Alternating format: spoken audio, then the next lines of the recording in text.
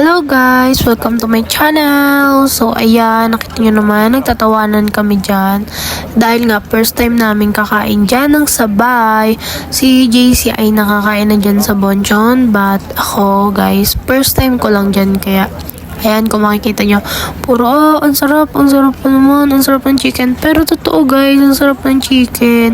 Lalo na yung honey garlic. Hindi siya nakakaumay. Talagang, wala, sobrang sarap niya, ganun. Basta kung matitikman nyo lang talaga guys, for sure, magugustuhan nyo rin yan. So, ayun, puro ang sarap. Kasi guys, sobrang sarap talaga dyan, promise. So, ayan, kumain lang kami saglit dyan. Kasi nga, wala kaming mahanapan kasi punong-puno yung Jollibee, yung McDo, punong-puno rin.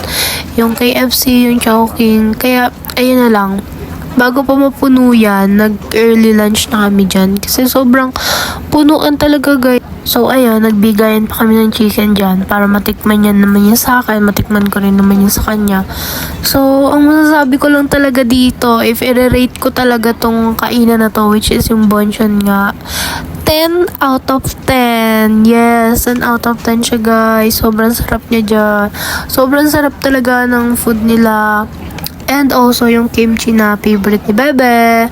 So, ayan guys. Panoodin nyo lang kami kumain dyan. So guys, ang marirecommend ko lang kapag kakain kayo sa Bonchon is magdala na kayo ng extra rice. Kasi grabe guys, sobrang tipid talaga namin. Ulam, sobrang tipid talaga namin. As in, yung talagang tipong ubus na yung kanin namin. Side na namin yung kanin namin. Pero meron pa rin kaming ulam. Diba guys, sobrang tipid naman namin. Kaya kung ako sa inyo guys, magdala na kayo ng extra rice. Sa totoo lang. But anyways, pwede naman kayong bumili sa kanila if wala kayong madadala. So ayan guys, second is Japanese versus Korea. So ayun guys, bumili lang kami nun sa National Bookstore kasi wala lang, di ba, ang Apple for clout, ganun. Kahit di naman talaga gagamitin, bili-bili pa ng ganun. Wala lang guys. So konnichiwa. Konnichiwa yung sinabi ko dyan guys. For clout. Guys, ayun o, tignan nyo ang pogi niya, diba? Ang pogi. Dinrawing ko siya, guys. In 1, 2, 3. Tiyanan! Napakapogi talaga. Ayan, so ayun, guys. Video ako lang pala kami dyan. Ululong ang pangat ang boses ko. Nakakainis. Parang, basta hindi nila kami naririnig. Kaya puro sigaw talaga kami dyan. Para kaming baliw. Wala kami pakalim sasabihin nila. Basta ululong. Nakakatulong kasi talagang yung boses ko. Parang naipit na pala ka. Ganon, guys. Pero sobrang saya naman dyan. 10 out of 10 din talaga kasi guys.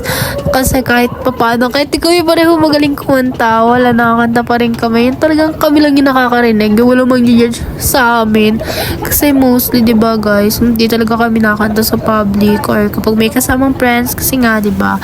So, ayan, last na kain na namin dyan. Kasi puro kain na lang inatupag namin. Hindi ko lang na-videohan guys. But, anyway, sobrang sarap din na ng kimbab guys. Bye guys. Thank you for watching.